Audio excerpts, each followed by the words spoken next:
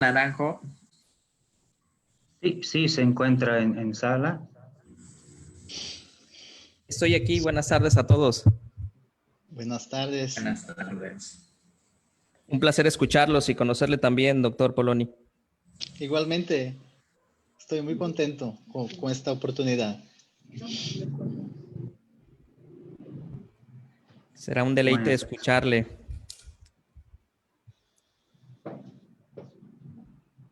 ¿Está ok? ¿Se escucha bien mi voz? Sí, doctor. Sí. Sí, solo estamos esperando unos segundos para que hagan la transmisión en Facebook en el grupo de Uranálisis. Ok.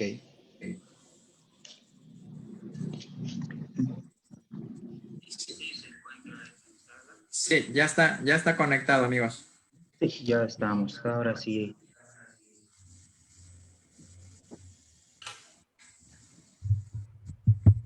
Muy bien, buenas tardes a todos. Bienvenidos a este curso que nos engalanamos el día de hoy con una excelente ponencia, una conferencia magistral que estamos a punto de escuchar. Y quisiera comenzar con una frase que creo que viene muy ad hoc al momento, que es: enseñar no es transferir conocimiento, es crear la posibilidad de producirlo. Paulo Freire. En esta y en otras conferencias vamos a tener la oportunidad sí, de adquirir conocimiento, pero no es esa la manera en que nos vienen a enseñar, sino más bien es el que se genere la inquietud de aprender más, se genere esa inquietud por seguir preparándonos, por consultar nuestras fuentes bibliográficas para extender esa información que nos vayan a dar, pero sobre todo es el compartir experiencias que vamos a tener en este curso, que son pues bastante buenos los ponentes que vamos a poder tener la oportunidad de escuchar. Y bueno, les doy la más cordial de las bienvenidas a todos ustedes, que ese ha sido una labor ardua por parte del tecnólogo médico Roberto Céspedes, y que, bueno, me ha invitado también a su equipo de trabajo y estamos tratando de producir conocimiento, o más bien dicho, de organizar el conocimiento para poderlo compartir. Si el conocimiento no se comparte, simplemente queda como algo anecdótico, como expertos que tienen mucho conocimiento, pero de ahí no pasa. Entonces, es importante lo que se está dando. Y bueno, este curso, como ustedes lo saben,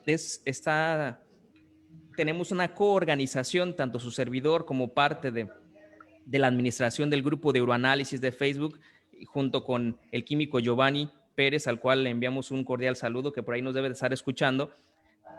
Y estamos también colaborando con Roberto Céspedes, quien funge como director académico del Instituto de Estandarización Laboratorio Clínico del Perú, y también con la doctora Mónica Vargas, quien es presidenta del Colegio de Bioquímica y Farmacia de Cochabamba, quien está dando el aval para este curso. Entonces, bueno, tenemos este curso con expertos internacionales y también con, pues, prácticamente todo Latinoamérica aquí en este momento. Entonces, pues bueno, para comenzar, le cedo la palabra precisamente a mi amigo, un amigo muy querido, Roberto Céspedes, para que nos continúe acerca de la bienvenida de esta conferencia y de este curso. Adelante, Robert. Gracias, Daniel. Agradecemos a todos los participantes que están presentes por la confianza que nos dan en los cursos que venimos realizando desde hace tiempo.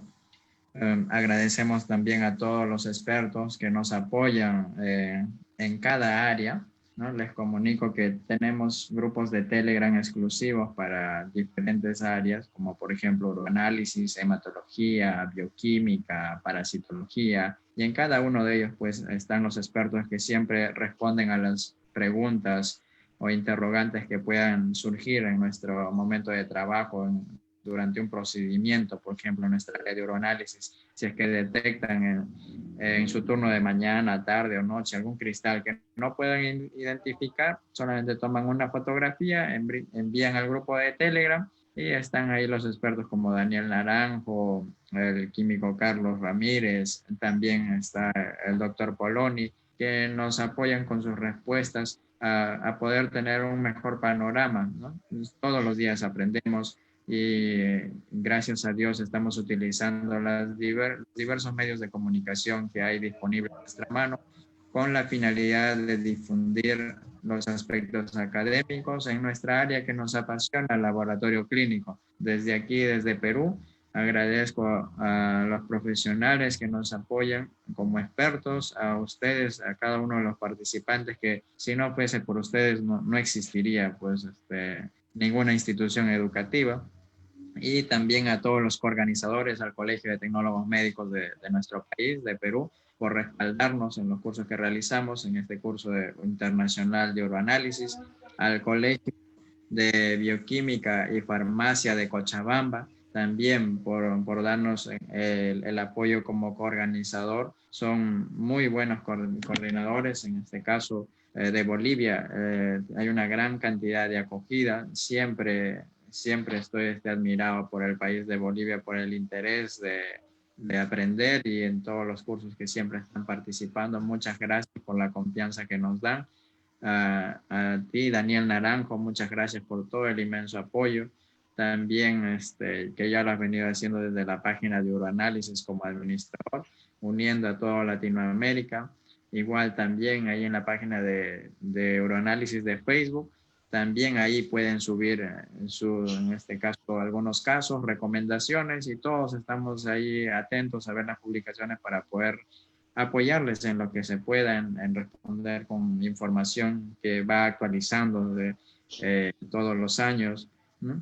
Y también en este caso a agradecer a Giovanni, que es también el otro administrador de la página de Facebook de Uroanálisis, que junto con ellos hacemos posible de poder transmitir este evento. Si bien es cierto que no todos tienen el acceso fácil al Zoom, por el medio de Facebook también estamos haciendo lo posible de poder transmitir esta información valiosa que el día de hoy el doctor Poloni nos va a compartir. Giovanni, te doy el pase para que puedas darle a la presidenta del Colegio de Bolivia, por favor. A Daniel, perdón. Buenas noches, queridos colegas. Creo que hay de muchos países, México, Chile, de la hermana República del Perú. En primer lugar, agradecerle al Instituto de Estandarización del Laboratorio Clínico del Perú por habernos permitido ser parte de esta coordinación para este curso que tengo la seguridad que va a enriquecer nuestros conocimientos. Asimismo, desearle mucho éxito a los ponentes que van a estar durante esta jornada. Pues un saludo, un abrazo grande desde Bolivia, siempre el Colegio de Bioquímica y Farmacia de Cochabamba, dispuesta a abrir la ciencia a través de estos cursos, ¿no? Un cordial saludo, pues que Dios los bendiga y que tengamos un curso bastante enriquecedor. Gracias, doctora. Gracias, doctora. Gracias por su intervención.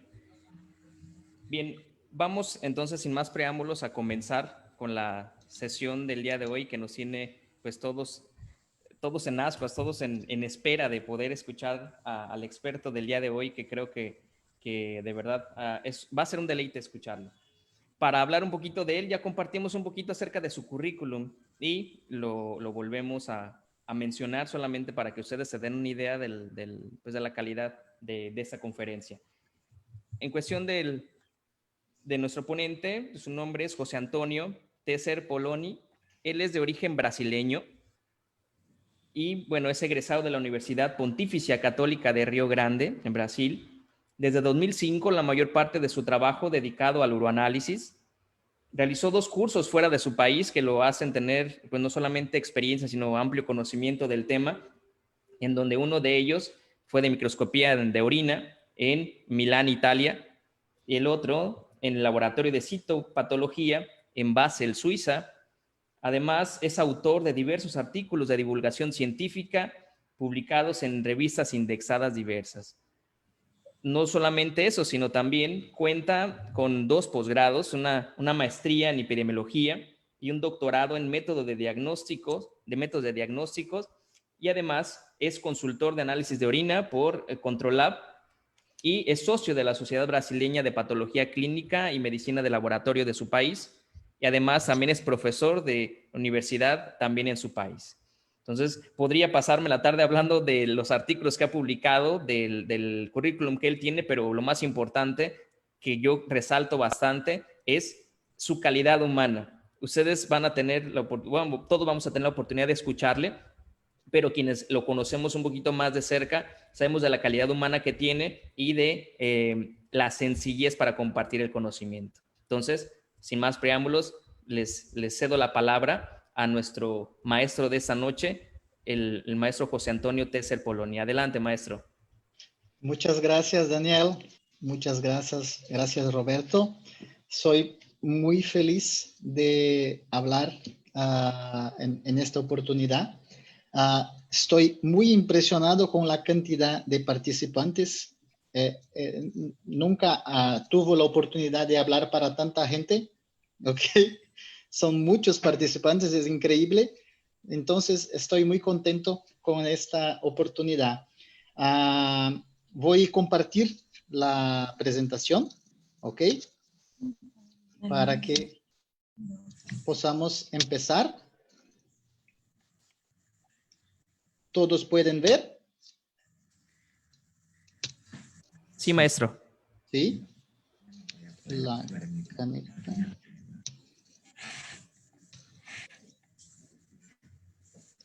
Ok. Entonces, hablando de mi experiencia profesional con uroanálisis,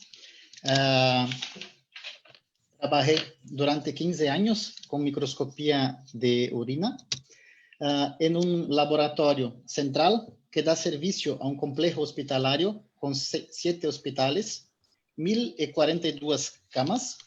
Esta ubicación maneja aproximadamente 6 millones de llamadas por año. 70% de las consultas se realizan a través del sistema de salud pública. El laboratorio realiza aproximadamente 4 millones de pruebas al año. En el sector de uroanálisis se analizan aproximadamente 400 muestras de orina al día y de estas, aproximadamente 100 son de la unidad de nefrología y la unidad de trasplante renal. El análisis se realiza con automatización, es decir, se realiza análisis automatizada de todas las muestras con revisión microscópica complementaria cuando el equipo marca hallazgos patológicos. Aproximadamente el 50-60% de las muestras necesitan ser revisadas porque tienen muchos pacientes con enfermedades renales y muchos pacientes hospitalizados por otras razones. Es un padrón de hallazgos ligeramente diferente de lo que generalmente se informa en uroanálisis. El mayor volumen es patológico y no normal, como en la mayoría de los lugares, ¿ok? Entonces, yo vivo en Porto Alegre, trabajo aquí. La información que se transmitirá en esta presentación proviene del trabajo en esta ciudad. Es una ciudad con una población de 1.5 millones, ubicada en el sur de Brasil, en el estado de Rio Grande do Sul. Para que vean, marqué dónde está Porto Alegre y dónde está Perú, para mostrar lo lejos que estamos geográficamente, pero unidos para la uroanálisis, ¿ok? No tengo ningún conflicto de intereses y este seminario se centrará en los siguientes temas: análisis de orina a través de la tira reactiva y microscopía de sedimento urinario, tira reactiva utilizada como guía para microscopía de sedimentos. Hablaré de perfiles urinarios y las partículas del sedimento urinario y su relación con los trastornos renales y del tracto urinario.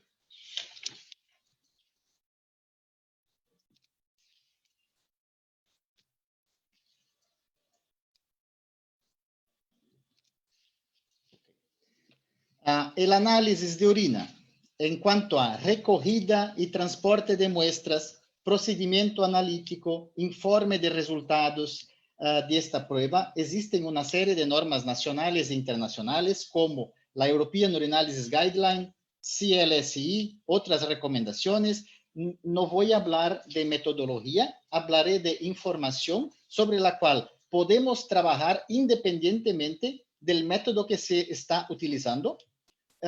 Así el racionamiento de que buscar en las muestras de orina de manera puntual, enfocada y objetiva para realizar un trabajo eficiente en poco tiempo para que podamos extraer toda la información que las muestras tienen para nos proporcionar. ¿Ok?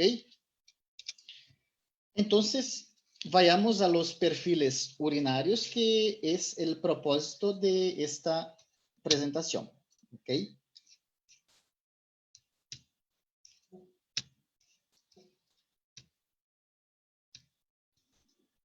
Estoy intentando... ok.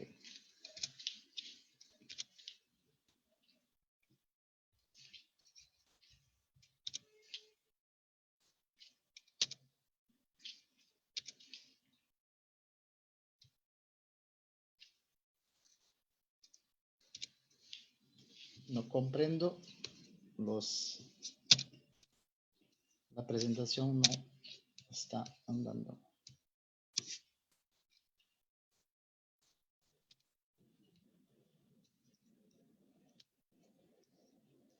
¿Tiene algo que tengo que hacer acá para la presentación andar? No, doctor, tiene que apretar solamente el botón del siguiente o la flecha hacia la derecha, tal vez. No comprendo por qué no avanza. A ver, permíteme. Si da clic izquierdo de su... y ahí en la pantalla y después le da en la flecha siguiente, a ver, intenta. No. No va. Entonces vuelva a compartirlo, doctor. Tal vez es eso. Ok. Sí. Voy a intentar de nuevo. Perdón. No, no hay problema.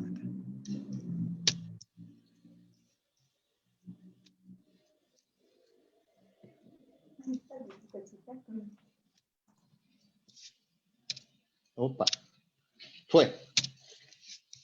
Esto que aparece que no me gusta.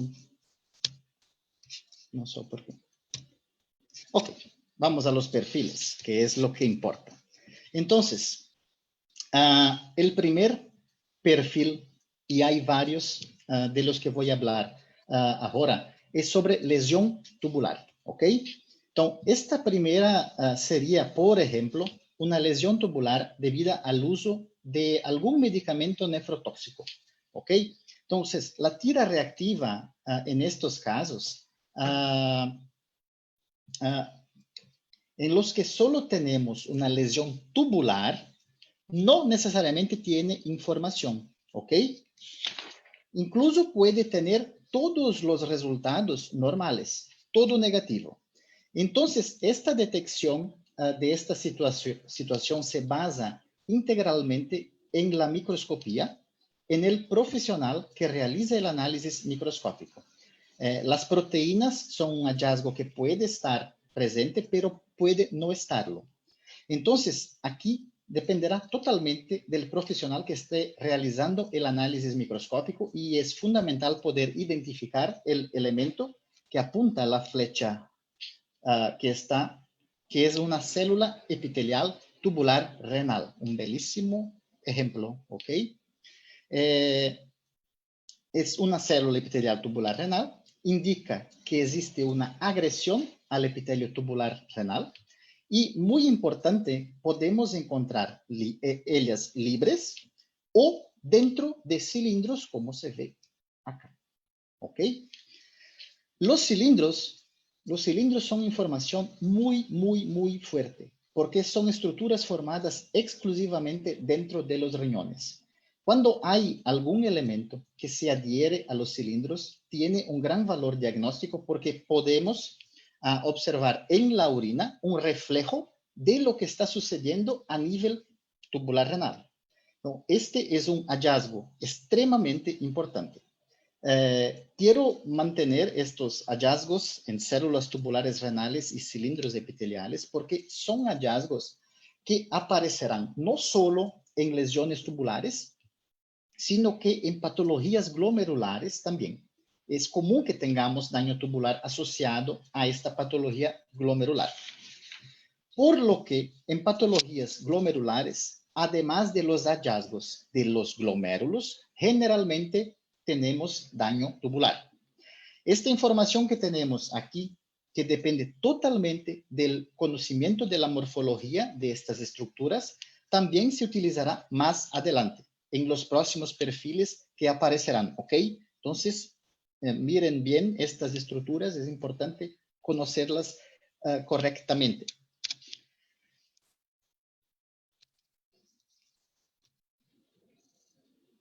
El computador no quiere trabajar. Entonces, ¿qué pasa en la necrosis tubular aguda cuando tiene una agresión a los túbulos renales? En el proceso de daño tubular, tenemos factores que generan agresión, independiente de que lo sea, agotamiento de oxígeno, agotamiento de ATP, cambios metabólicos, en fin, no importa qué agente causa el daño, el agente causante de la agresión.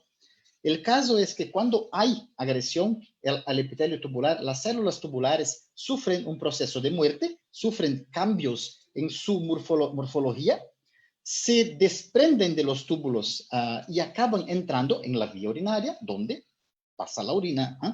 Entonces, esto nos permite encontrarlas en los sedimentos de orina, ¿ok?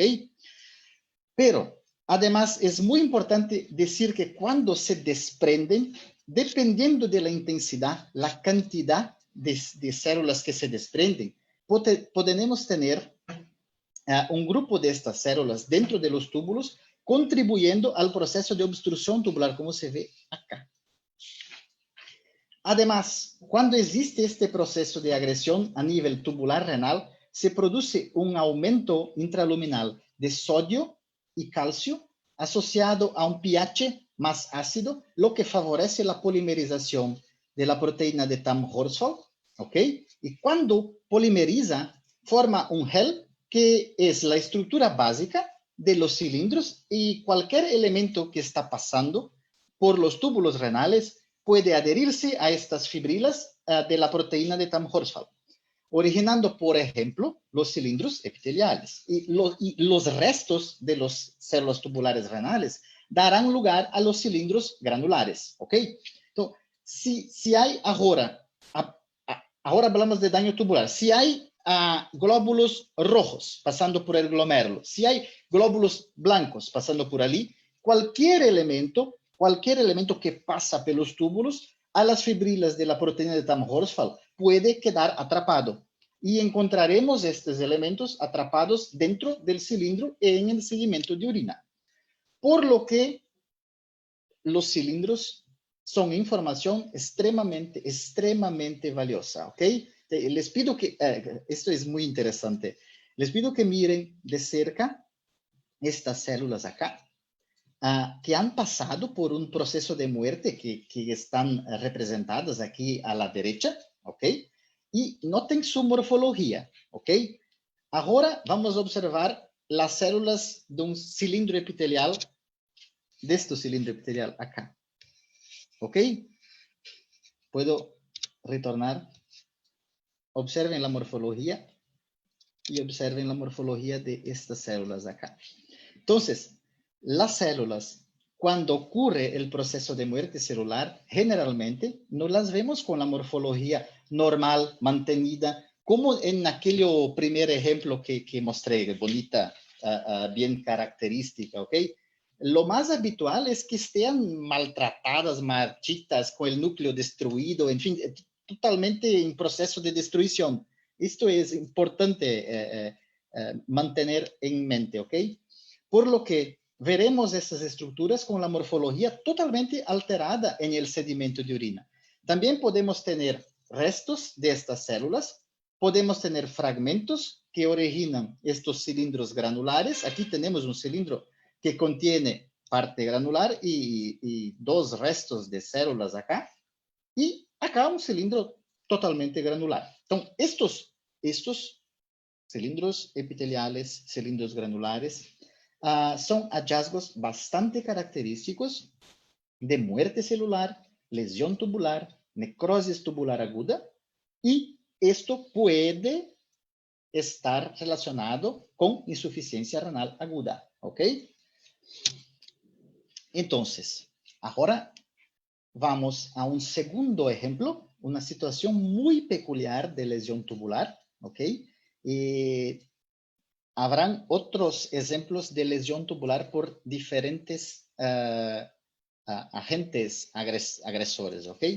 Entonces, en este caso, sería la lesión tubular provocada por cristales, como, en este caso, el oxalato de calcio monohidratado, que en términos de cristales es una de las más habituales, ¿ok? Entonces, es el cristal que se encuentra con mayor frecuencia en los cilindros urinarios.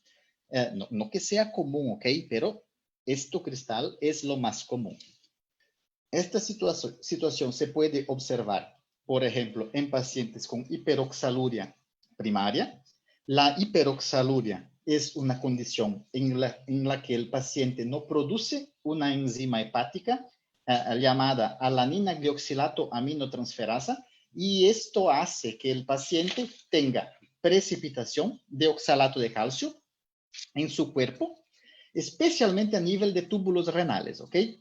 Así, cuando existan depósitos de cristales a nivel tubular renal, podremos encontrar cilindros que contengan cristales de oxalato de calcio monohidratado y, eventualmente, miren acá, incluso células epiteliales tubulares renales que contengan cristales de oxalato de calcio precipitados dentro de su citoplasma, ¿ok?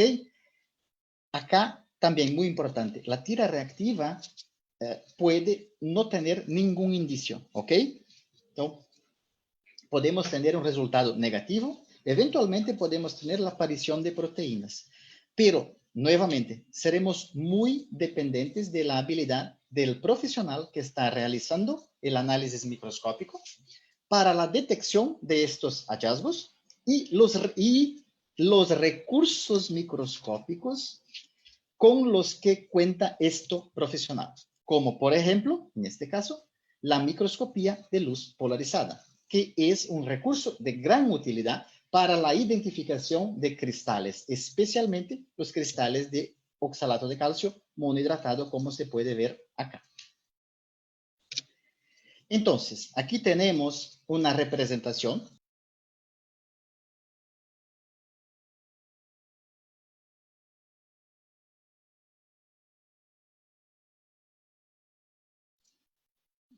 yo estaba mutado. Entonces, aquí tenemos una representación de esta figura, de este artículo sobre la nefrocalcinosis, donde se representa precisamente varios lugares en los túbulos donde puede ocurrir la precipitación de cristales de diferentes tipos, oxalato de calcio, fosfato de calcio, cistina, y aquí incluso se han representado, aquí, vean, aquí y aquí, cristales en el interior de las células tubulares, como vimos en la fotografía primero. Entonces, para ver que estos hallazgos son posibles, no son comunes, pero sí posibles, tanto por patología o como generados por el uso de medicamentos. También existen medicamentos que favorecen la precipitación de cristales de oxalato de calcio. Por eso es importante que conozcamos la posibilidad de encontrar este tipo de hallazgo para poder ayudar al paciente que busca el servicio de salud donde trabajamos.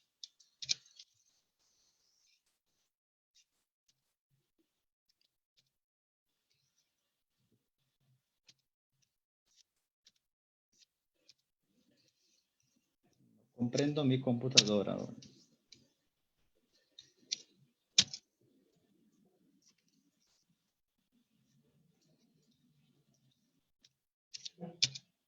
Fue.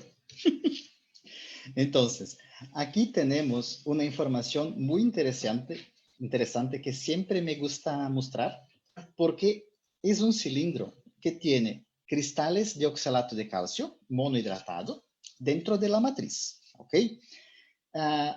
Los cristales grandes, como esto y esto, son fácilmente visibles, pero estos cristales pequeños, acá, son extremadamente similares a los glóbulos rojos, por lo que es útil usar la luz polarizada para ayudar en la correcta identificación de esta estructura. Y, además, este caso aquí es un cilindro mixto, un cilindro que tiene cristales de oxalato de calcio monohidratado y que tiene leucocitos. Se ve acá punteado por la flecha. ¿Ok? Un leucocito acá, también acá tiene otro. Entonces, los leucocitos son un hallazgo habitual en este contexto porque los cristales estimulan un proceso inflamatorio en los túbulos renales, por lo que son hallazgos posibles, leucocitos, células epiteliales tubulares renales y cristales. En este contexto de lesión tubular causada por cristaluria, causada por cristales de oxalato de calcio monohidratado, por ejemplo. No es solo el oxalato de calcio que puede hacer esto, ¿ok?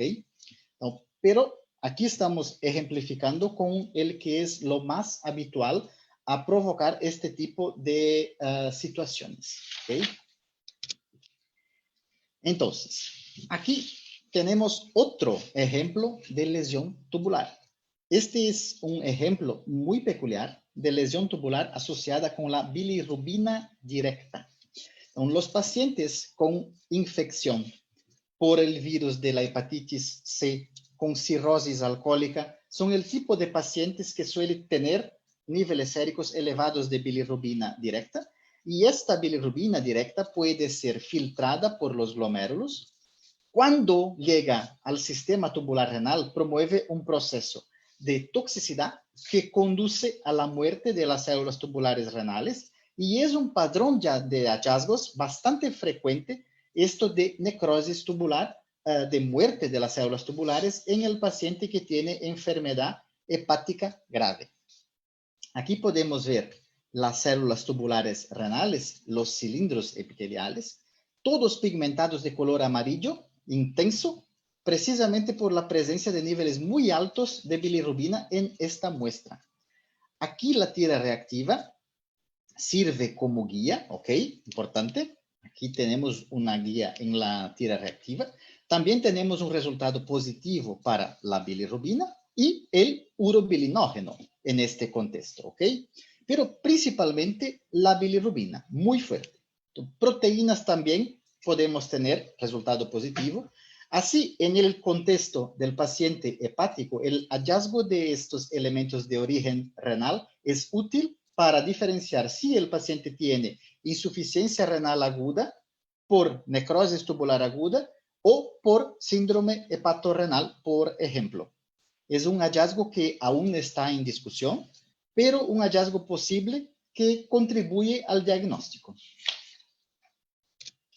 Entonces, aquí tenemos un esquema que representa los mecanismos como sucede la agresión a nivel tubular renal por exceso de bilirrubina, y estos cilindros que se originan dentro de los túbulos renales contribuyen al proceso de obstrucción y empeoramiento de la función renal.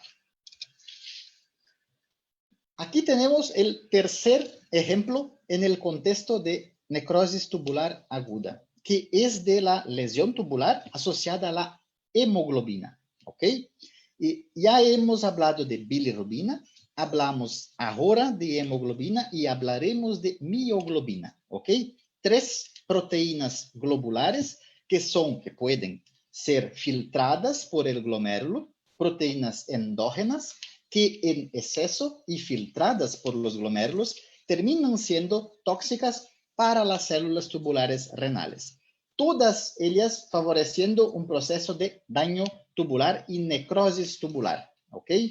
En este caso, sería, por ejemplo, en un contexto de anemia hemolítica, un paciente con síndrome urémico hemolítico, por ejemplo, tiene destrucción masiva de glóbulos rojos en la circulación y una liberación de una gran cantidad de hemoglobina, y esta hemoglobina es filtrada por los glomérulos, y cuando la hemoglobina sea filtrada por los glomérulos, tendremos su acción sobre, posteriormente, las células tubulares renales.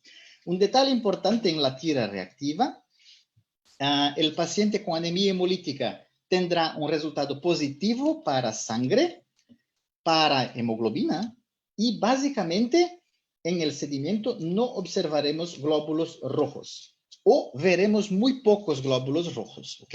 Entonces tendremos un resultado discrepante con una fuerte reacción positiva en la tira reactiva para hemoglobina y ausencia de glóbulos rojos en el sedimento.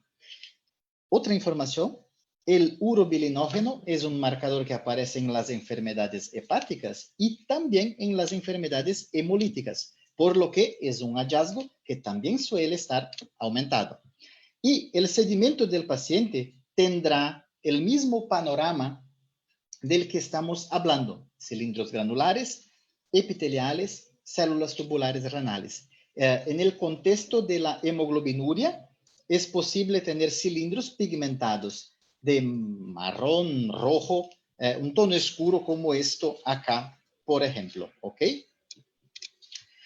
Lo que causa el daño celular en este contexto es precisamente el grupo hemo de la hemoglobina, y el hierro presente en el grupo hemo contribuye al proceso de muerte de las células tubulares renales, ya que incluso podemos observar depósitos de hemosiderina dentro de las células tubulares renales o dentro de los cilindros, ¿ok? Entonces, acá se puede ver depósitos de hemosiderina, acá y acá. Entonces, en este contexto de anemia hemolítica, tenemos este posible panorama: necrosis tubular aguda. Y recordando siempre, la necrosis tubular aguda puede generar insuficiencia renal aguda. Y la insuficiencia renal aguda es un factor que contribuye y mucho al empeoramiento de la situación clínica del paciente. Por lo tanto, cuanto antes podamos señalar estos hallazgos, antes se realizará el diagnóstico y el paciente recibirá el tratamiento por adelantado. Y aquí está el cuarto ejemplo de daño tubular. 4 diferentes ejemplos de daño tubular, ¿ok? Puede ver que existe una gran variedad de posibles causas de daño tubular, donde tenemos lesión tubular y aquí asociada con mioglobina.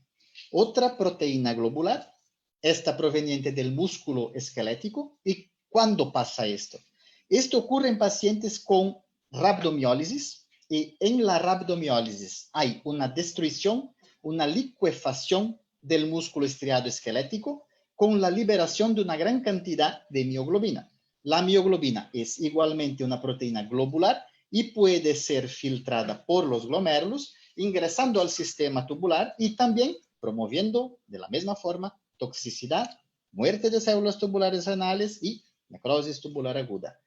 En la tira reactiva de estos pacientes es habitual que tengamos un resultado positivo para sangre, pero no es sangre, porque el área reactiva para hemoglobina, muy importante, también es sensible para mioglobina. Y en este contexto tendremos un resultado fuertemente positivo en el área reactiva para hemoglobina, mioglobina, ¿ok?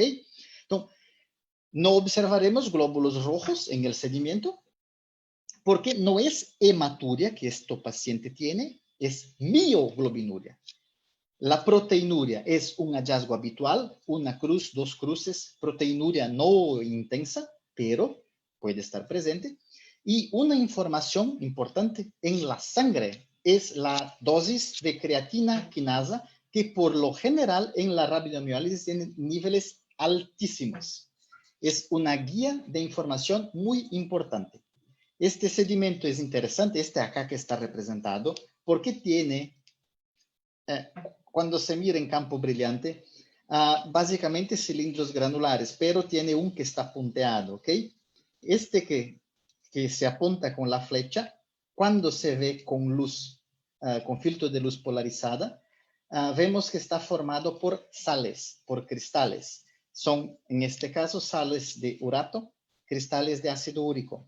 Cuando existe una destrucción celular masiva en el organismo, se produce un aumento de los niveles de ácido úrico y puede precipitarse a nivel tubular renal, contribuyendo al proceso de obstrucción tubular y empeoramiento de la función renal. Así que es un hallazgo interesante que es posible gracias al uso de la función de microscopía con filtro de luz polarizada, ¿ok? Aquí tenemos una representación de lo que sucede en la rhabdomiólisis, el impacto renal de la rhabdomiólisis, y el impacto renal es especialmente la formación de cilindros granulares pigmentados y la muerte de las células tubulares renales, por lo que es un hallazgo que tendremos en este contexto. Y acá el último de necrosis tubular, ¿ok? Es muy interesante y lo pongo como tema especial porque en COVID-19 los pocos trabajos que han estado en la literatura hasta el momento relacionan los hallazgos de uroanálisis dentro del grupo de pacientes con COVID-19, mayormente información sobre daño tubular, reportados, importante, tanto en sedimento como en biopsias renales, ¿ok? Esto es muy fuerte. Aquí tenemos un ejemplo de cilindruria masiva, cilindros granulares en grandes cantidades, para ejemplificar el tipo de hallazgo que es frecuente en los pacientes. Y la necrosis tubular aguda es un hallazgo frecuente en pacientes con COVID-19 que están siendo sometidos a insuficiencia renal aguda. Ahora dejaremos el perfil tubular y pasaremos al perfil nefrótico, visto en el síndrome nefrótico, ¿ok? Entonces, aquí hay una punta fortísima acá, en la tira reactiva, que es la proteinuria intensa, 4 cruces de proteínas en la orina. El paciente tiene síndrome nefrótico, tiene una pérdida de proteínas en la orina de más de 3.5 gramos por día. Entonces, la presencia de proteínas en la orina de estos pacientes es muy fuerte. Y estos pacientes nefróticos tienen como hallazgos habituales la presencia de lípidos, de grasa en la orina.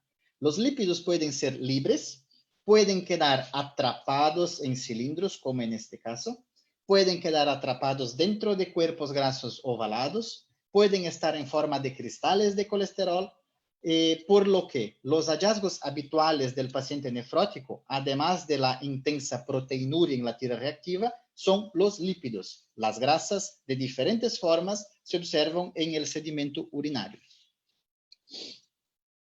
Y aquí estoy hablando del paciente nefrótico que tiene una pérdida masiva de proteínas, no por daño a los glomérulos, sino por una pérdida de la capacidad de retención de la proteína a nivel glomerular, ¿ok? Cualquier enfermedad que promueva una pérdida de la capacidad de retención de proteínas y haga que pase masivamente a la orina puede provocar este contexto. Tendremos el contexto donde esto sucede asociado a una lesión y hay otros elementos asociados como la hematuria, por ejemplo, asociada. Esto aparecerá después. Aquí, en este ejemplo, hay una intensa proteinuria y lipiduria. Recordando que este paciente nefrótico también desarrolla daño tubular, por lo que el hallazgo de células tubulares renales, cilindros epiteliales, cilindros granulares, también son parte de este contexto. Por eso mostré primero los contextos tubulares, porque vuelven a aparecer en otros perfiles. Y este es el primer contexto glomerular donde no hay daño en el glomérulo, pero sí pérdida masiva de proteínas, pérdida masiva de lípidos y también tendremos impacto en los túbulos de estos pacientes. No hablé, pero acá es con microscopía con filtro de luz polarizada y las gotículas de los lípidos presentan una forma de cruz de Malta que es muy característica y el filtro de luz polarizada es fundamental para su identificación. Ok, entonces hablamos del sedimento nefrótico y ahora hablaremos del sedimento nefrítico, ¿ok? Entonces, este es el sedimento nefrítico del paciente con glomerulonefritis, síndrome nefrítica, ¿ok? Esta situación se caracteriza por hematuria de origen glomerular y aquí la tira reactiva tiene la siguiente punta. Proteínas no tan fuerte, ¿ok?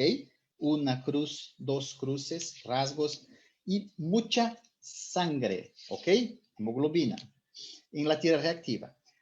Teniendo esta información en la tira reactiva, yo voy al sedimento pensando en buscar hematuria.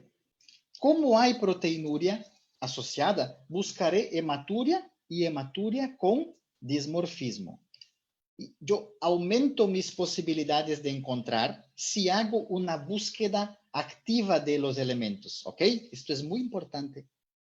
Sabe utilizar la tira reactiva como guía para saber lo que buscar en los sedimentos urinarios. En esos casos donde la tira da puntas para nosotros. Entonces, en este caso, voy a buscar glóbulos rojos dismórficos. Para eso necesito tener el filtro de contraste de fase bajo el microscopio. Es un recurso de gran utilidad la identificación de glóbulos rojos dismórficos porque favorece la visualización de la deformación celular característica que tienen, que es la parte central con aspecto perforado. Entonces, el contraste de fase ayuda mucho a la visualización de esta parte central que parece estar perforada, ¿ok? Entonces, independientemente de si tiene proyecciones como esto o no, este aspecto central perforado es la característica de todos los glóbulos rojos dismórficos. Los acantocitos, como esto acá, son el tipo de eritrócito dismórfico que tienen la mayor especificidad para identificar la hematuria glomerular. Pero los otros tipos de eritrocitos dismórficos también son útiles para realizar esta identificación y son más difíciles de identificar que los acantocitos sin el filtro de contraste de fase, ¿ok? Y ahora, el elemento clave para identificar la hematuria glomerular es el cilindro hemático, el cilindro que contiene eritrocitos. Si lo encontramos, es 100% seguro que el paciente tiene hematuria glomerular, 100%, ¿ok?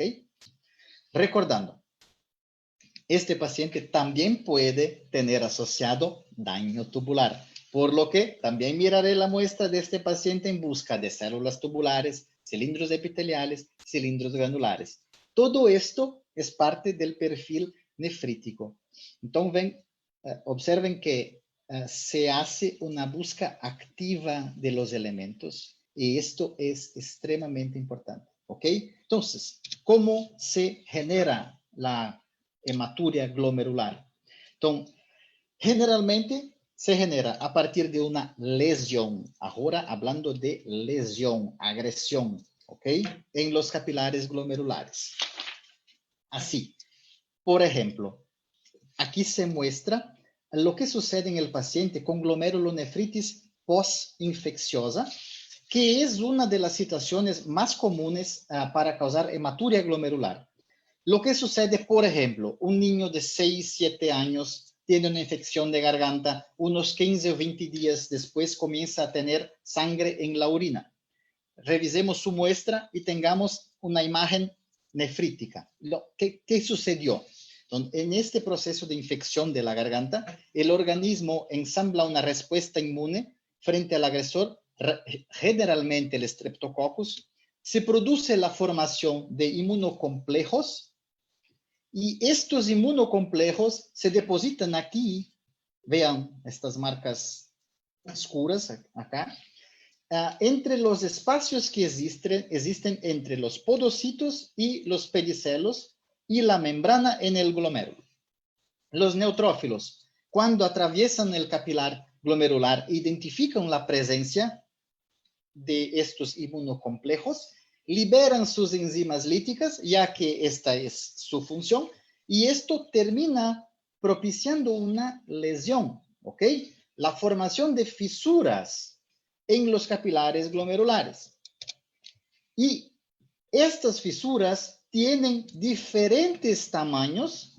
Tenemos fisuras muy pequeñas, miren acá, muy pequeñas, y otras muy grandes, ¿ok? Los glóbulos rojos pasan a través de cualquiera de estos espacios. Vean, miren acá, ¿ok? Entonces pueden ver aquí en esta imagen que los glóbulos rojos se exprimen y a través de una fisura muy pequeña, ¿ok? Y esto hace que se deformen en su membrana. Luego, los glóbulos rojos, al pasar por esas fisuras, ingresan a la ruta de la orina y terminan pasando por el sistema tubular. El sistema tubular tiene variaciones osmóticas muy fuertes, lo que también influye en la morfología de los glóbulos rojos. Entonces, esta deformación mecánica, estas variaciones osmóticas y además las enzimas de los neutrófilos, todo esto ataca a los glóbulos rojos, originando los glóbulos rojos dismórficos. Entonces, este conjunto de acciones acaba provocando la deformación de los glóbulos rojos que observamos en el sedimento urinario. Y el contraste de fase es útil para visualizarlos, pues en este proceso de deformación sufre un estrechamiento, como se ve acá, en la parte central, y el contraste de fase favorece la visualización de esa parte central que es más estrecha. En campo brillante no es tan sencillo realizar esta visualización. Por eso es el filtro de contraste de fase es tan importante para urinálisis. Aquí tenemos la unión de todos los perfiles que hablamos hasta ahora prácticamente. ¿Ok? Esto se observa en la glomerulonefritis proliferativa, como por ejemplo la nefropatía IgA, la nefritis lúpica, ¿ok? Son ejemplos usuales. Lo que sucede, la tira reactiva, vean bien, la tira reactiva contiene mucha sangre y mucha proteína, ¿ok? Por lo que tenemos proteinuria de nivel nefrótico asociada con hematuria. Esto es el contexto de la glomerulonefritis proliferativas. Tendremos hallazgos de origen nefrótico y nefrítico, es decir, tendremos glóbulos rojos dismórficos, cilindros eritrocitarios, cilindros grasos, cuerpos grasos ovalados y no podemos olvidar que en este contexto también ocurre daño tubular. Entonces, también buscaremos células tubulares, cilindros granulares, cilindros epiteliales. Este es el perfil del paciente con glomerulonefritis proliferativa. Es el sedimento con mayor variedad de partículas que tenemos la oportunidad de analizar en el laboratorio. ¿Ok? Y aquí tenemos lo que pasa. También es a través de depósitos de inmunocomplejos. En este caso, la nefropatía IgA es un depósito de complejos con anticuerpos IgA. Dependiendo de cómo sucede la enfermedad, tiene distintas posibilidades de depósitos inmunes que acaban promoviendo el mismo reflejo a nivel de sedimento que observaremos durante el análisis de orina. ¿Ok? Entonces, saliendo de los riñones ahora, un poquito solamente.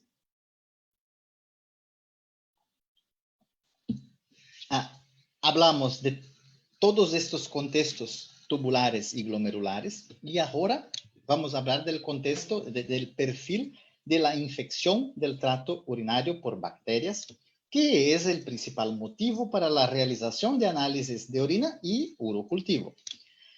Entonces, aquí, en la tira reactiva, nuestra guía será la detección de esterasa, la presencia de leucocitos en la tira reactiva con una fuerte reacción. Podemos tener nitrito positivo. La mayoría de las bacterias que causan infección del tracto urinario convierte el nitrato en nitrito, por lo que podemos tener un nitrito positivo como resultado actual, pero no necesariamente, ¿ok? Es posible que tengamos un pH alcalino, como esto, si hay una infección del tracto urinario por bacterias productoras de ureasa, pero este tampoco es un hallazgo necesariamente relacionado con la infección del tracto urinario. Podemos tener nitrito negativo, pH ácido y aún tener infección del tracto urinario. ¿Okay? Entonces, en el sedimento tendremos leucocituria asociada a bacteriuria. Estos serán los rasgos característicos de la infección del tracto urinario. Y luego, dentro de este contexto de la infección del tracto urinario, es muy importante que rastreemos la muestra en busca de la presencia de cilindros que contengan glóbulos blancos, que contengan leucocitos. En este contexto de infección del tracto urinario bacteriana, si tenemos cilindros leucocitarios presentes, esto indica que el proceso infeccioso está provocando una inflamación a nivel renal. Luego, el diagnóstico de cistitis cambia a pielonefritis. Es un hallazgo de gran relevancia clínica porque el impacto de la pielonefritis es más severo que el de cistitis. Entonces, es muy importante cuando estamos evaluando las muestras en este contexto de infección del tracto urinario para evaluar la presencia de cilindros leucocitarios para ver si encontramos este elemento. Si lo encontramos, ayudamos en el diagnóstico de este proceso de diferenciación de la infección del tracto urinario, de la vía urinaria superior o inferior. Y aquí tenemos una biopsia renal dentro de los túbulos llenos de leucocitos, precisamente en pielonefritis aguda, que es el hallazgo que tenemos la posibilidad de encontrar en el sedimento. Entonces, es un reflejo urinario de una condición grave que está sucediendo en los riñones. ¿Ok? Dentro de este contexto urinario, creo que es importante traer esta información, ya que podemos tener variantes morfológicas bacterianas en las muestras de orina. Podemos tener formas filamentosas y formas con un agrandamiento en la parte central, como se ve acá, y un aumento de tamaño llamados esferoplastos.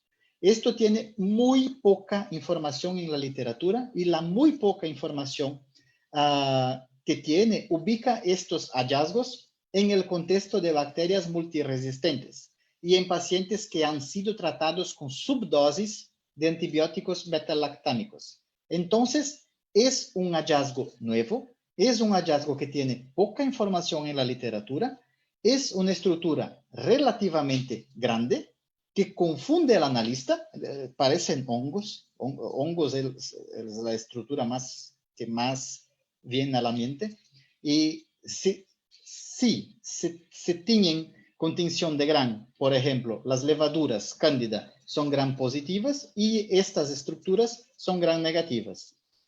Son bacterias, tuvo la oportunidad de observar a Klebsiella y Escherichia coli haciendo estos cambios. Son las bacterias más comunes que han causado infección del tracto urinario y puede ser que otras también lo hagan.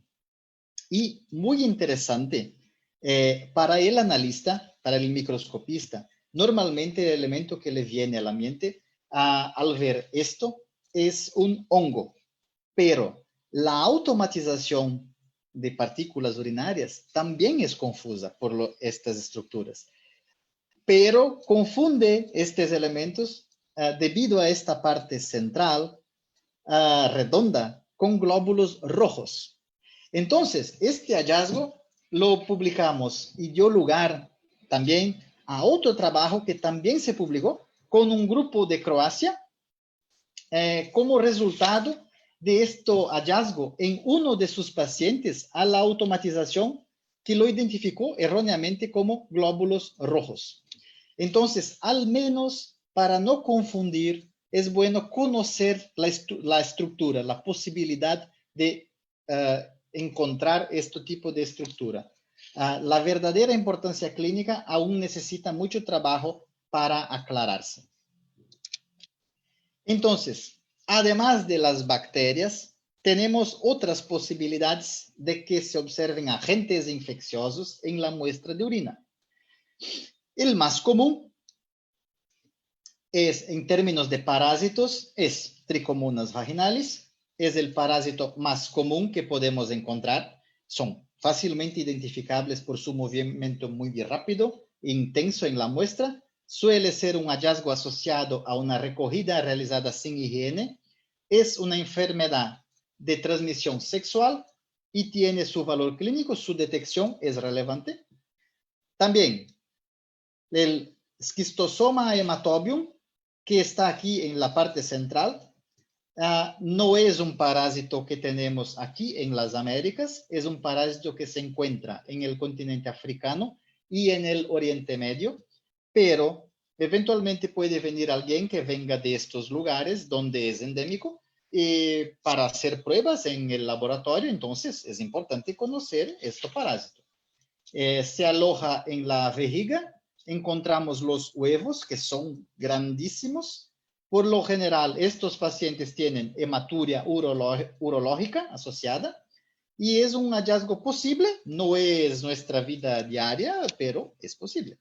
Y esto, a la derecha, el número 3, fue un hallazgo muy interesante que tuvo la oportunidad de realizar. Es Trypanosoma cruzi, el agente causador de la enfermedad de Chagas, que tuve la oportunidad de encontrar en una muestra de orina de un paciente de trasplante de riñón en el hospital donde trabajaba. Este es hasta el día de hoy el único hallazgo en la literatura de Trypanosoma cruzi en una muestra de orina humana.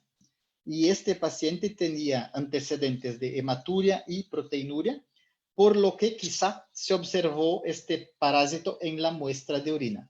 Se ve que está en contraste de fases, se identifican a los dos, acá y acá. Hicimos vídeos de ellos en movimiento. Esto se publicó en Kidney International, que es una revista de nefrología muy importante. Fue un hallazgo muy interesante, obviamente, es muy raro, y el significado clínico es lo mismo que encontrarlo en la sangre. No puedo decir cuál es el impacto del hallazgo en la orina, en la enfermedad de Chagas, ya que este es el único caso en la literatura.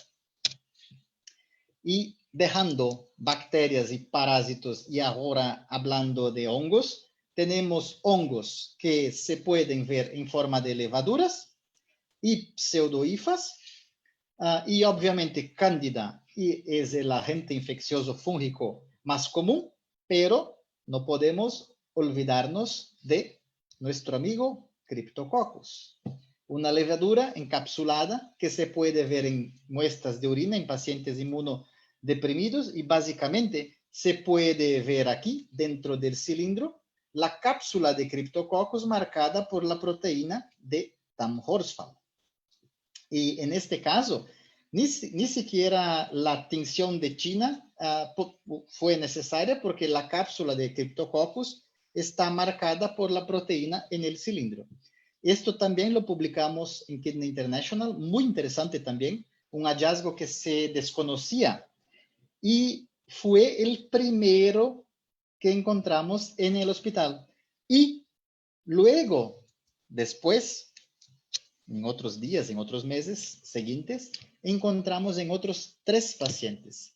Entonces, a veces el hallazgo es raro, sí, pero también la rareza del mismo puede estar relacionada con la falta de conocimiento sobre este hallazgo. Por tanto, creo que es importante traer estas situaciones poco usuales para ejemplificar estas posibilidades que tiene el análisis de orina y que podemos llegar a detectar. Y esto es también muy interesante. Son las llamadas células decoy. Son células infectadas por poliomavirus BK. Es un virus intranuclear que promueve, cuando en un paciente inmunodeprimido, su proliferación. Esto provoca cambios morfológicos como agrandamiento del núcleo, ¿ok? Desplazamiento del citoplasma.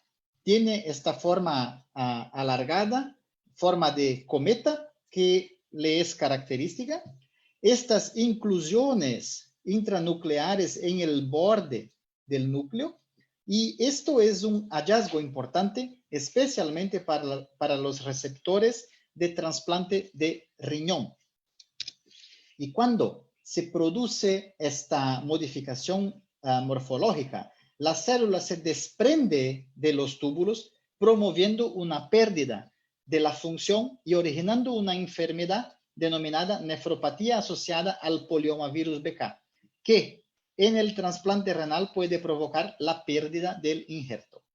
Entonces, es un hallazgo que en mi rutina, por ejemplo, que era rica en pacientes con trasplante de riñón, todos los días, de 1 a 5 pacientes tenían células decoy en sus muestras. Fue un hallazgo habitual en mi rutina. Así, en los laboratorios que analizan muestras de trasplantados de riñón, puede ser un hallazgo habitual, ya que el 80% de la población tiene este virus latente en su organismo. Por tanto, la reactivación es fácil de producir en el contexto de la inmunosupresión. Entonces, para resumir, tenemos las partículas urinarias. Especialmente aquí, estos resultados están relacionados con la detección de insuficiencia renal aguda, utilizando las partículas que identifican daño tubular para diferenciar entre insuficiencia renal aguda prerrenal e insuficiencia renal aguda por necrosis tubular aguda. Entonces, tiene una sensibilidad y especificidad de alrededor de 70%, lo cual es muy razonable para un examen rápido, simple, económico de realizar. Luego tenemos los perfiles de lesiones tubulares que contienen células tubulares renales, cilindros epiteliales, cilindros granulares. El perfil nefrótico, que contiene lípidos, cilindros grasos, células tubulares renales, cilindros epiteliales. El perfil nefrítico, que contiene glóbulos rojos, especialmente glóbulos rojos dismórficos, cilindros de eritrocitos, glóbulos blancos, células tubulares renales y cilindros epiteliales. El perfil nefrítico y nefrótico, que contiene todos los hallazgos que hemos comentado hasta ahora, tanto nefríticos como nefróticos, así como el daño tubular. Y el perfil de infección del tracto urinario provocado por bacterias, donde tenemos leucocitos y bacterias. Y importante traer la memoria del cilindro leucocitario, cuando está presente en este contexto, ayuda a identificar pielonefritis. Y infecciones por otros agentes infecciosos no provocados por bacterias. Necesitamos estar preparados para cualquier cosa, especialmente en pacientes inmunodeprimidos. En este contexto, absolutamente todo es posible. ¿Ok? Muchas gracias por su atención. Gracias por la oportunidad. Espero que hayan disfrutado de la presentación. Muchas gracias a usted, maestro. Nos ha parecido magnífica su intervención. Me parece que es una muy buena conjunción entre lo que es los hallazgos del sedimento urinario y también las patologías asociadas. Muchas veces nosotros así las encontramos y a veces no encontramos cómo asociarlas, y creo que en ese sentido usted nos ha dado cátedra y agradezco que lo haya hecho de manera tan sencilla. Si le parece bien, vamos a leer 10 preguntitas de nuestros participantes y, bueno, que usted nos haga favor de responderlas. Ok. Muy bien, para ello cedo la palabra a mi colega a Amílcar de Bolivia. Muchas gracias, Daniel. Doctor, bueno, hay unas preguntitas que se había escogido acá. Le voy a estar leyendo. Fiorella Aglieri consulta que cuando hay una necrosis tubular, ¿cómo sería el reconocimiento por el tamaño? Y pregunta también que muchas veces se ve como una célula granular sin núcleo visible. ¿Te gustaría saber cómo diferenciar las células tubulares renales de otras células? Células uroteliales, por ejemplo. ¿Sería esto? Sí, sí, sí. Entonces, un punto muy importante que doctor Fogazzi me enseñó lo siguiente. Es muy importante observar el contexto de la muestra. Muchas veces la morfología de las células tubulares renales y de las células uroteliales, de algunas, especialmente de las camadas más profundas, son extremadamente similares, mucho parecidas. Entonces, es muy importante observar el contexto. Si tienes una muestra con un contexto de informaciones provenientes de los riñones, por ejemplo, con cilindruria, con proteinuria, con dismorfismo, con elementos sabidamente de origen renal. Mucho probablemente esta célula que estás en duda tiene origen renal, es una célula tubular renal.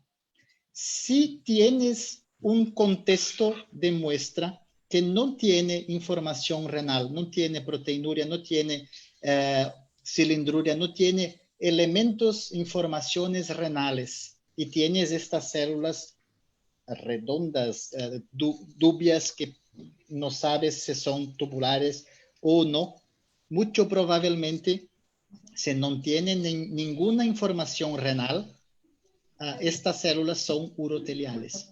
Entonces, el contexto de la muestra contribuye mucho para la correcta identificación y diferenciación de estos tipos celulares. Esto fue muy importante para mí porque muchísimas veces las células son dubias, no se conoce si son tubulares, si son uroteliales. Entonces, observar el contexto fue una buena, una buena punta para hacer la diferenciación. ¿Ok? Muy bien, doctor. Catherine Giovanna Camacho pregunta de cómo se podría identificar los cilindros cristales de oxalato monohidrato y eritrocitos dismórficos si no contamos con un microscopio de contraste de fases. Sí, esto es muy importante. Esto es una pregunta muy importante porque infelizmente la mayor parte de los laboratorios no tiene contraste de fase y luz polarizada. Entonces, los eritrocitos dismórficos sin contraste de fase es muy difícil de diferenciarlos si no son acantocitos. Acantocitos tienen proyecciones que tornan más fácil su reconocimiento, ¿ok? Pero los eritrocitos dismórficos que tienen solamente la parte central estrechada son muy difíciles de se diferenciar sin el contraste de fase. Nuevamente, el contexto, y por eso mi presentación fue focada en los perfiles, porque es para mostrar contextos urinarios posibles. Entonces, si tienes una muestra donde tienes hematuria, en la tira reactiva tienes proteinuria y hematuria, tienes eritrocitos en el sedimento asociado a cilindros. Entonces, con el micrómetro del microscopio, tentando observar las características morfológicas de las hemácias dismórficas y observando el contexto, muchas veces se consigue perceber que tiene hemácias dismórficas, mismo que sea en campo brillante, pero si estás buscando realizar una pesquisa de hemácias dismórficas, no es recomendado hacer sin el contraste de fase, este test específicamente, ¿ok? Y el filtro de luz polarizada es muy importante para cristales y para lípidos. Para los cristales, infelizmente no tiene una otra alternativa que os sustituya, pero el trabajo con el microscopio también con tiempo de práctica se puede aprender la refringencia de los cristales es diferente de los glóbulos rojos, ¿ok? Entonces, el tiempo de práctica puede ayudar en reconocer propiamente los cristales. Los lípidos tienen una alternativa que es el uso del corante Sudan que se utiliza para pesquisa de grasas fecales. Entonces, misturar una gota del sedimento con una gota de Sudán, si tiene lípidos, ellos aparecerán coloridos en rojo. Y también, muy importante, los lípidos, observaremos lo que tiene la tira reactiva. Si tiene 3 cruces, 4 cruces, una reacción fuertemente positiva en la tira reactiva para proteínas, y tienes gotículas con color negro perolado, muy probable que sean lípidos, pero para confirmarlas, o usar el filtro de luz polarizada, o utilizar el Sudán. ¿Ok? Ok, doctor. Bueno, aprovechando de eso que hablaba de lípidos, hay una consulta también de Fiorella Anglieri, donde pregunta que si se puede observar lípidos en pacientes sin patología renal. No es común, no es común. Usualmente los lípidos, yo no recuerdo de observar lípidos sin que fuera asociados a patología renal, especialmente patología glomerular con proteinuria en rango nefrótico. No recuerdo de encontrarlos en otro contexto, solamente en estas situaciones de proteinuria intensa, los lípidos asociados a proteinuria intensa, o eventualmente, raramente en una situación de algún paciente que tenía una patología nefrótica,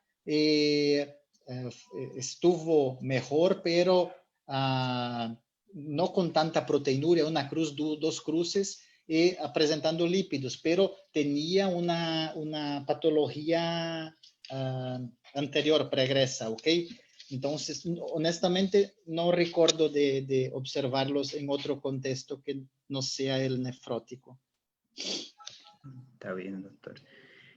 Citlali Solorzano pregunta, dice, en caso de que la tira reactiva marque leucocitos 3 cruces, pero microscópicamente no se vea nada, ¿a qué se debe? Esto es posible, especialmente cuando tienes un pH muy alcalino y especialmente una densidad, gravedad específica. ¿Cómo se dice en español? Densidad. Densidad, ok. Una densidad muy baja. La densidad, en este contexto es posible detectar esterasa leucocitaria, pero no observarlos porque la densidad muy baja favorece la entrada de agua en los leucocitos y los rompe la membrana causando lisis, liberando la esterasa que es detectada por la tira reactiva, pero cuando se hace la análisis microscópica no se observa los leucocitos. Entonces, esta discrepancia usualmente ocurre en este contexto de densidad baja de la muestra, inferior a 1.010. 1.0, usualmente es en este contexto que se observa lisis de los leucocitos. Está bien, doctor. Otra consulta que tiene acá Jack Chavi. ¿Es posible observar cilindros serios en glomerulonefritis proliferativa? Sí, los cilindros serios están, la información a que los están más ligados es una pérdida importante de la función de los riñones y dilatación tubular. Usualmente se observan en pacientes con pérdida intensa de la función renal, pero en glomerulonefritis sí son posibles de ser observados. Okay? Incluso hay un trabajo de Dr. Fogazzi que el título es Oxycasts in glomerulonefritis, son algo así, no recuerdo exactamente todo el título del trabajo, que apunta esto, los cilindros serios en patologías glomerulares. Está bien, doctor. Bueno, pues para terminar, tal vez podríamos una preguntita más de Fiorella Aglieri. Indica que en su laboratorio informan dismorfia y acantocitos por separado. ¿Y cuál sería el porcentaje de dismorfia para asociarlo a una hematuria glomerular? Bueno, muy buena pregunta. Lo percentual de los eritrocitos dismórficos ayuda en la identificación de hematuria glomerular, pero en la literatura se encuentra muchos trabajos diferentes. Hay una cierta regularidad de percentuales poniendo para los eritrocitos dismórficos que no tienen proyecciones un percentual de 40%. Y entonces, 40% de los eritrocitos con dismorfismo sin proyecciones puedes clasificar la hematuria como glomerular, o acantocitos, más de 5% de acantocitos en la muestra identifica la hematuria como glomerular. Y si tiene que sea un cilindro con eritrocitos, un cilindro eritrocitario, entonces tiene 100% de certeza que el paciente tiene hematuria glomerular. Pero los percentuales dependen de la metodología que es utilizada.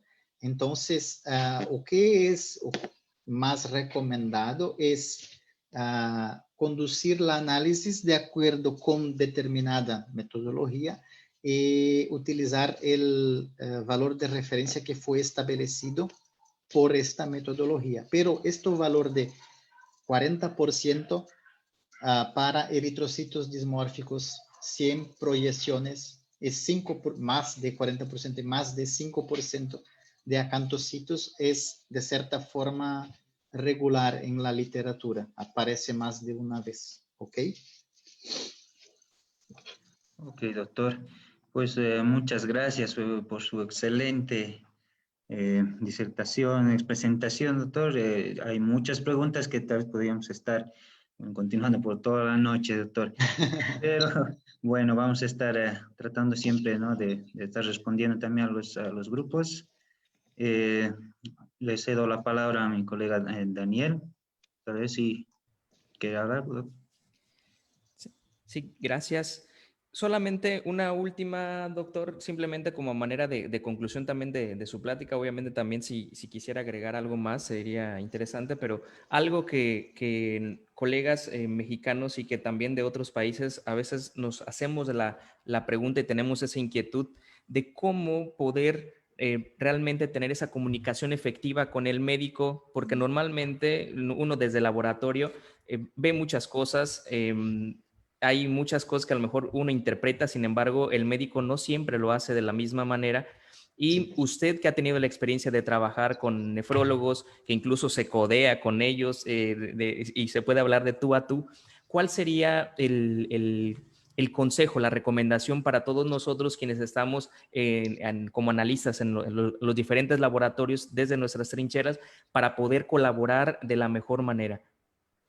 Bueno, excelente pregunta, Daniel, porque para el laboratorio la comunicación con los médicos es un punto fundamental, un punto que contribuye mucho a lo trabajo que se hace y obviamente al diagnóstico de las patologías y consecuentemente el ayudar al paciente.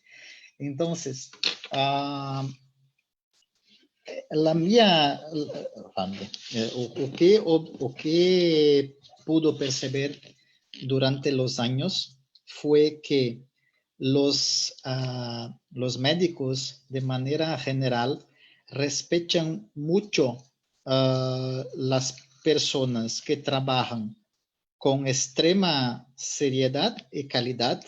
Y cómo que yo podría demostrarlos esto con la producción científica. La producción científica, y los mostré muchos ejemplos, fue crucial para el respeto de los médicos por el mío trabajo. Entonces, cuando empecé a producir los artículos, fue extremadamente dificultoso para realizar. Lo primero trabajo que fue publicado fueron dos años para publicar un case report que fue rejectado, que se dice en español. No fue rechazado. Rechazado, fue rechazado por, no recuerdo, 10 revistas, no sé decir. Fue extremadamente rechazado. Fue un relato de caso de eliptocitos en orina, que al final del proceso todo, lo publiqué como un mini review con Dr. Fogazzi, después de estar en Italia con Helio durante un mes. Lo escribimos y producimos este trabajo. Esto fue lo primero que preparé que escribí como primer autor. Y esto fue un punto muy importante porque cuando el profesional del laboratorio demuestra que está mucho interesado, que está estudiando, que está se preocupando en presentar las descubiertas que está haciendo en su centro, en su laboratorio, esto demuestra para el médico que aquel profesional está totalmente comprometido para realizar su trabajo en lo nivel más alto posible. Entonces, esto fue un punto muy importante, la producción científica. Un otro punto muy importante fue que la equipo de nefrología del hospital donde trabajaba, les gustaba mucho el examen, pero las personas que trabajaban antes de yo estar en el sector de urinálisis no eran muy comprometidas con el trabajo, conducían como de cualquier manera. Y cuando vieron que existía este interés por mi parte de hacer el examen con grande calidad, ellos ficaron interesados y ellos trazían sus estudiantes para conocer cómo era realizado el examen de orina.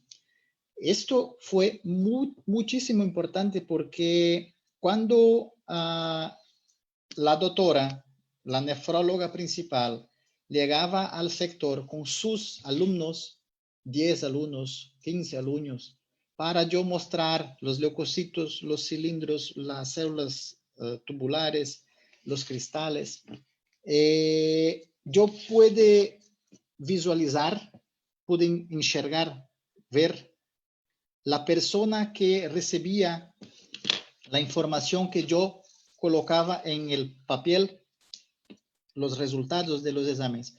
Entonces, yo pude mirar en sus ojos y ver quién era la doctora Elisete Keitel, una persona magnífica que me ayudó muchísimo durante los años.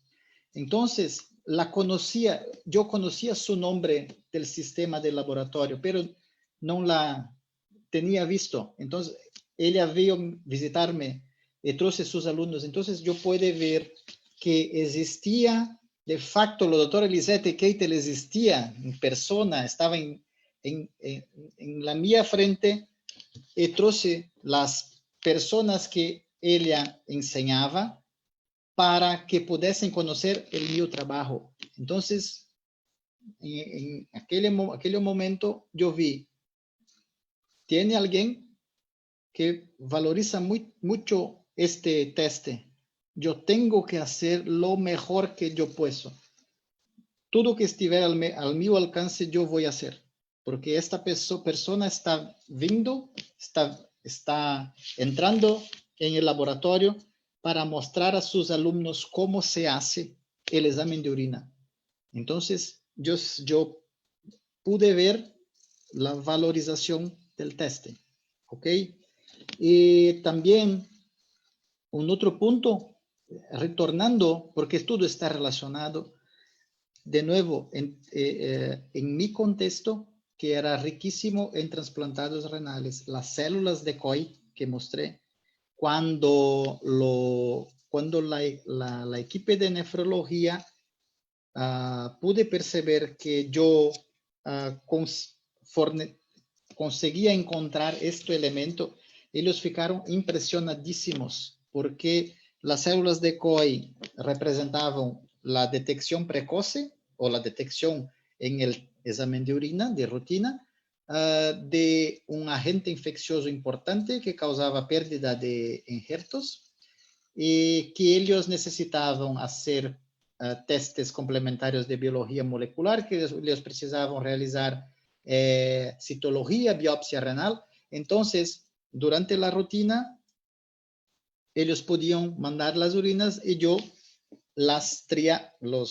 hacía un screening, tiene, no tiene, si tiene, hace testes complementares. Fue un elemento de impacto para mi rutina, ¿ok? Entonces, yo puedo decir que fue extremadamente feliz de trabajar en un centro donde la equipo de nefrología tenía muchísimo interés en el examen de orina y era formada por personas espectaculares que me ayudaron muchísimo. La doctora Elisete Keitel fue una persona importantísima para mí. También la doctora Clotilde Druck García, que es de la nefropediatría y es una de las principales responsables por programas de trasplante de riñones en Brasil. También trabajaba con ellas directamente. Doctora Clotilde todos los días me llamaba. Esto no fue de un día para otro, ¿ok? Fue un largo tiempo de trabajo, pero cuando adquirieron confianza en el sector de urinálisis, fue magnífico. Llamaban todos los días, yo estoy encaminando una muestra de un niño con tantos años, tiene hematuria, tiene sospecha de cristaluria, no consigo, el diagnóstico está difícil, vea o que se puede encontrar en la orina para ayudarme con el diagnóstico. Hicimos diversos diagnósticos de pacientes con hiperoxaluria, y también yo, cuando miraba a hallazgos importantes en las muestras, llamaba a ellas, oh, estoy con la muestra de lo niño tal, encontré cristales dentro de los cilindros. Entonces se hacía una conversa muy próxima, pero sí, son las personas hacen mucha diferencia.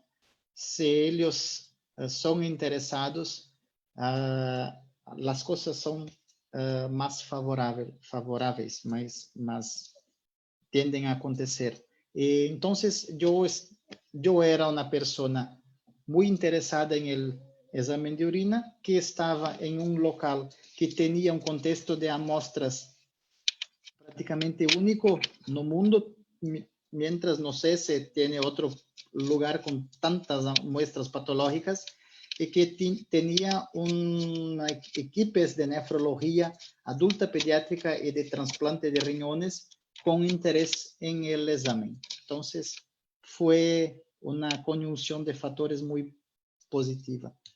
Pero es esto, una conversa directa con ellos, una conversa muy próxima, amigable, el interés en el test y la producción científica.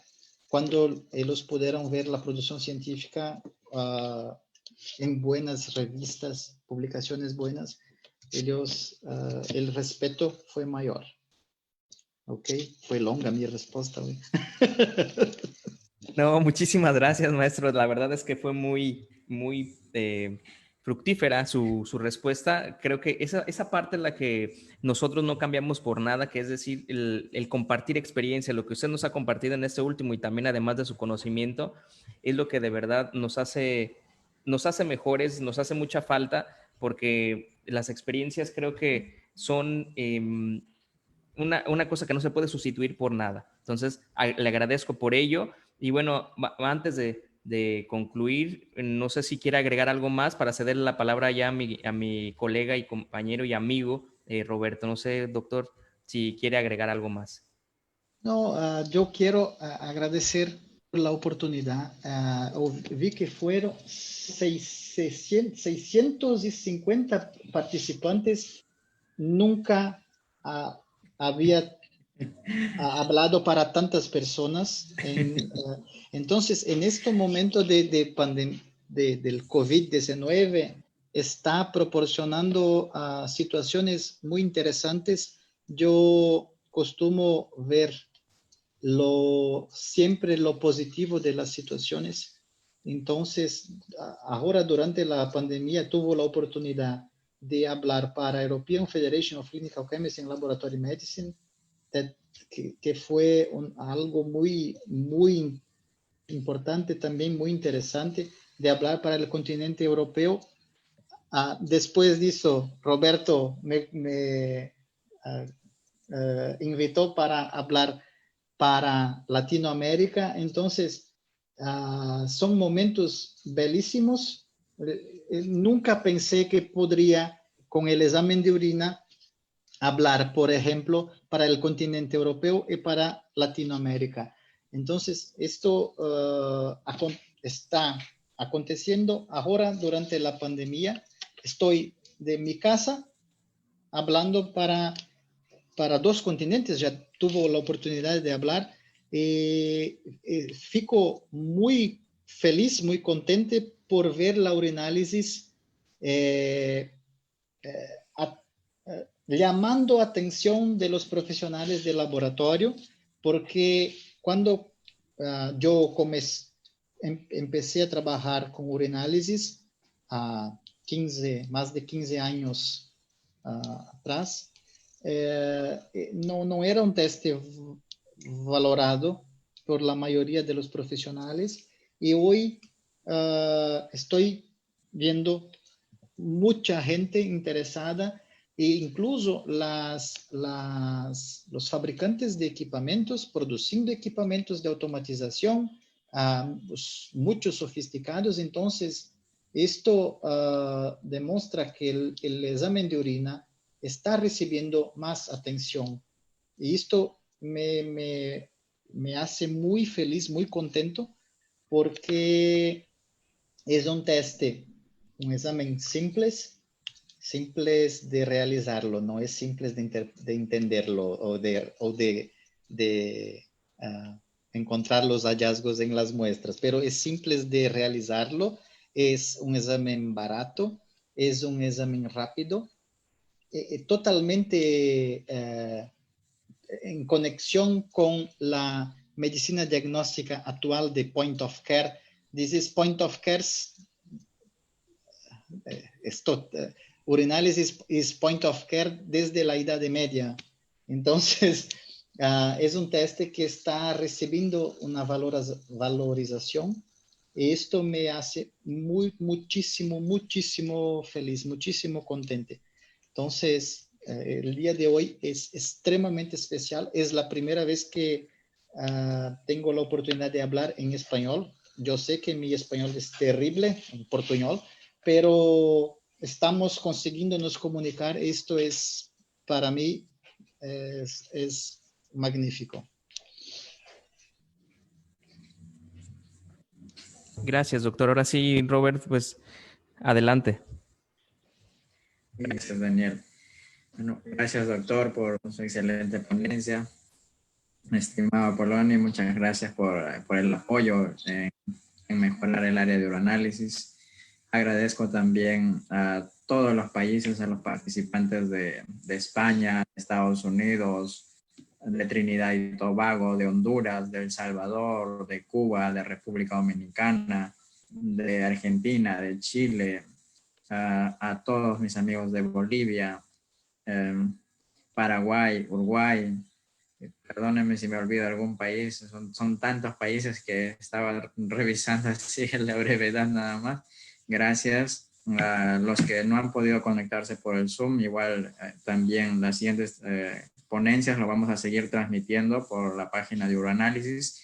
Yo entiendo que muchas veces el internet no es tan bueno en nuestros lugares de trabajo donde estamos en estos momentos. Capaz muchos de ustedes están en algún laboratorio trabajando y haciendo lo posible, el esfuerzo de estar aquí presente escuchando la ponencia. Gracias por todo el esfuerzo. Les comento que este ya es el segundo curso internacional que estamos realizando junto con la página de Facebook Uroanálisis, donde son más de 70,000 miembros de diferentes países, están de todos los continentes, miembros de todos los continentes, donde publican casos y todos los demás hacemos lo posible en lo poquito que sabemos de tratar de responderlos. A todos los que se han inscrito a este curso, yo sé que tienen muchas más preguntas y que tal vez por el tiempo no se puedan responder aquí en vivo, pero igual dentro de media hora vamos a enviar a los grupos de WhatsApp donde ya están todos los participantes. Vamos a enviar un link del grupo de Telegram donde están también otros expertos y el doctor Poloni, para que puedan hacer ahí sus preguntas y se puedan ir respondiendo cualquier duda que haya quedado y no se haya podido responder. Solo les ruego que hay que esperar que la primera pregunta sea respuesta y de ahí recién el siguiente participante envía su siguiente pregunta para poder ayudar a todos, ¿sí? También hacerles recordar que esto no es una clase más, sino siempre menciono, ¿no? Nuestro objetivo es lanzar la nueva guía de uroanálisis para la comunidad habla hispana. Y en ello se viene trabajando junto con Daniel, Carlos Ramírez, el químico Enrique de México y muchos otros profesionales de Colombia, que ahorita se me está yendo los nombres, perdónenme por la emoción, ¿no? De verlos a todos aquí y siempre siguiéndonos en esta área de uroanálisis. Agradecerlos a todos y esperar que el día lunes no se pierdan la ponencia de David Velasco. Nos va nos va a hablar 3 días de microscopía. No se pierdan, por favor.